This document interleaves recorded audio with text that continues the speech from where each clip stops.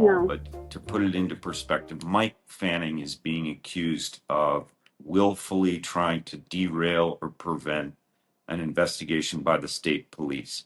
Specifically, the allegation is that he tried to convince Chief David Martin not to investigate certain aspects and not to call in SLED to investigate certain concerns that David had. This includes Jessica Darnell, who is alleged to have tried to set the evidence room on fire. Right. So the allegations run from abusing the system to enrich oneself, illegal kickbacks, theft of evidence, failure to log in evidence. Why is it so important to log evidence in?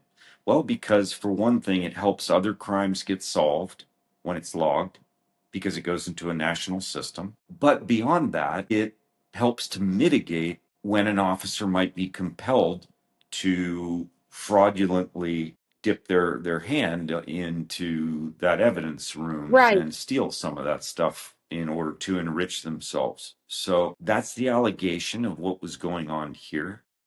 It's very, very, very serious.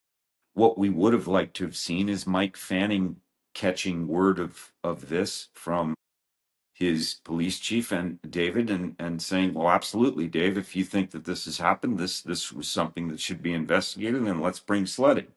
That is not The only right way what, to do it. but well, that's what he's supposed to do. That's Right. what his oath calls upon him to do. Right. But instead, you have to ask yourself, why would you take the risk of appearing to be covering up in a conspiracy illegal behavior? Why would you put yourself and your legacy at risk if you yourself don't have something to cover up? It doesn't make sense. It's hard to explain it away. I think it's something difficult for Mike Fanning to explain away. If David Martin's allegations are true and Mike Fanning willfully tried to derail a SLED investigation into members of his town hall and employees of the police department, then it begs the question, why? What are you covering up? What are you trying to prevent? Right. And Mike is just the tip of the spear. So that's the big guy who,